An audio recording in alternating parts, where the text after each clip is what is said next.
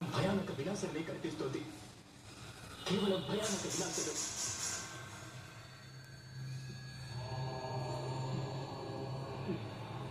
ఎందుకు ఎందువలన మాధవ, ఎందువలన అవమాన భారం?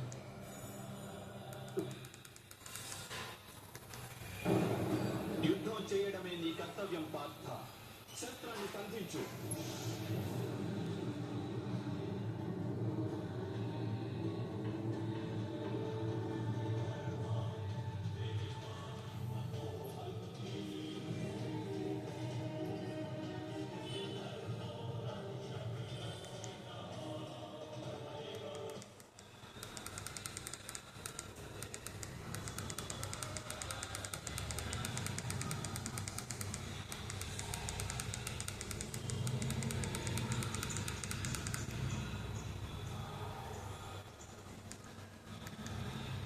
అంకిత భావం ఉత్పన్నమవుతుంది. అటువంటి భావాన్ని భక్తి అని అంటారు. భక్తి వలన మనిషికి సత్య అసత్యాల జ్ఞానం లభిస్తుంది. ఆ జ్ఞానం వలన వాడు పరమాత్మను దర్శించగలుగుతాడు. అలా ఎవరైతే పరమాత్మను దర్శించగలుగుతారో వారే వాస్తవమైన కర్మయోగిగా మారగలరు. జన్మల పరంపర నుండి విముక్తి చెంది మోక్షాన్ని పొందగలుగుతారు. ఆత్మలన్నింటికీ అంతిమ లక్ష్యం అదే. ధర్మం యొక్క అంతిమ చరణం కూడా అదే.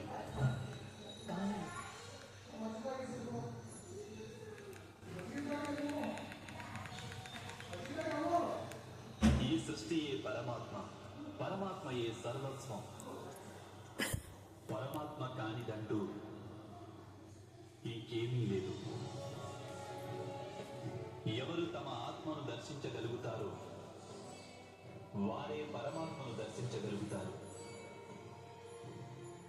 ఏ విధంగా ఉప్పులోని ఒక కణానికి ఉన్న రుచి మహాసముద్రపు నీటి రుచికి భిన్నమైనది కాదో, అదే విధంగా నీ ఆత్మను నీవు దర్శించడం పరమాత్మ దర్శనానికి భిన్నమైనది కాదు.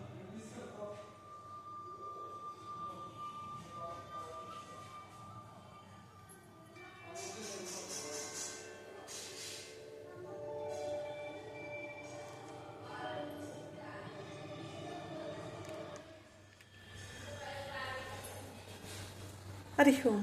ఉద్ధరేనాత్మనాత్మానం అని శ్రీకృష్ణుడు గీతలో ఎంతో విఫలంగా తెలియజేశారు. గీతామకరణం. గీత అనేది మన తలరాతను మారుస్తుంది. అది స్వచ్ఛతా శరణాగతితో ఉంటే మన యొక్క యోగ్యతను మనకు మనంగా పెంచుకుంటాం, వచ్చిన పనిని పూర్తి చేసుకుంటాం.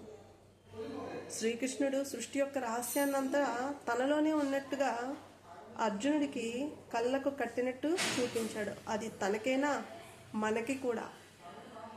సృష్టిలో ప్రతి జీవి యొక్క స్వభావం మానవుడికి ఉంది, కానీ ప్రతి జీవికి దాని యొక్క స్వభావం మాత్రమే ఉంటుంది.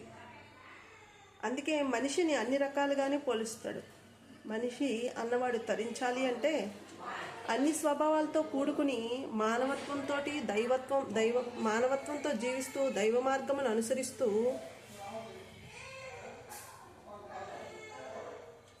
ఋషి తత్వమును బోధిస్తూ యోగ మార్గమును అనుసరిస్తే అప్పుడు ముక్తి అంటే ఏంటో తెలుస్తుంది. ఆత్మ పరమాత్మతో అనుసంధానమవుతుంది. సచ్చిత్ ఆనందంతో నిరంతరము వెలుగుతూ అంటే ప్రకాశిస్తూ తరిస్తాడు. ఈరోజు జ్ఞానము అనేది, సత్యము అనేది చాలా చేదుగా ఘాటుగా ఉంటుంది. ఎందుకంటే తనను తాను మార్చుకోవడానికి ఇష్టపడక ఆ సత్యాన్ని అంగీకరించలేక అది ఘాటుగా చేదుగా మారి ఎదుటివారు పిచ్చివారుగా కనపడతారు బోధించిన వారు. అందుకే రామకృష్ణుల వారిని, మీలారేపాని, అలాగే నిన్న రమణ భగవాన్ని, నిన్న కాక మొన్న ఎందరినో పిచ్చివారుగానే జ్ఞానబోధ చేసిన వారిని అన్నారు. ఎవరిని వారు దర్శించుకుంటే ఉన్నది ఒక్కటే అని తెలుసుకుంటాం. అది ఎవరో ఇస్తే వచ్చేది కాదు. ఎవరో ఇచ్చినా అది క్షణక కాలమే. అదే మనకి మనంగా తెలుసుకుంటే ఉన్నదంతా ఒక్కటే అని అనుభూతిని పొందుతాం. మనలో ఉన్న అహంకార మమకార వికారాలను తొలగించుకున్న వారం అవుతాము. ఆ యొక్క యోగ్యత స్వామి యొక్క హిమాలయ యోగ మార్గము అనుసరించిన తర్వాత నన్ను నేను తెలుసుకోగలిగే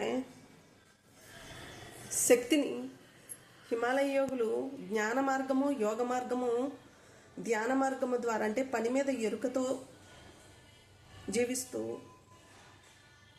పనిని ప్రేమని దైవంగా భావిస్తూ మనసా వాచ కర్మన ఇతరితర ఆలోచనలు రాకుండా నిరంతరము గీతలో శ్రీకృష్ణుడు అర్జునుడికి బోధించిన విధంగా జీవించబట్టే స్వామి చెప్పిన ఈ ప్రతి సూచన అర్థమయ్యే అవగాహనై నన్ను నేను ఉన్నతమైన భావాలతో తీర్చిదిద్దుకుంటూ ఈరోజు నేను అనేది లేకుండా ఉన్నది ఒక్కటే, అంతటా అందరిలో ఉన్నది ఒక్కటే, అదే పంచభూతాలైన పరమాత్మ అని పంచభూతాలతో ప్రకృతితో అనుసంధానమయ్యే యోగ్యత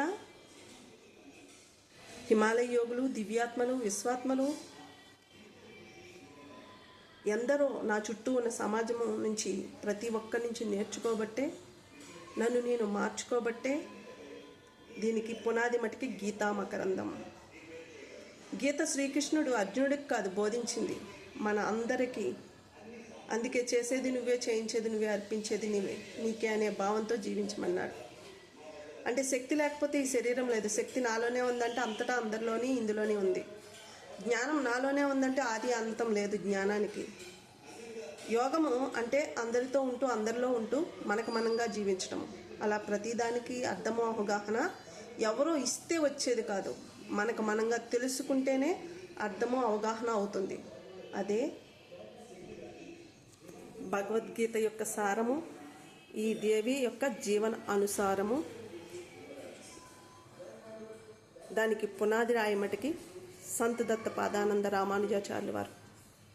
హరి ఓం తత్సత్.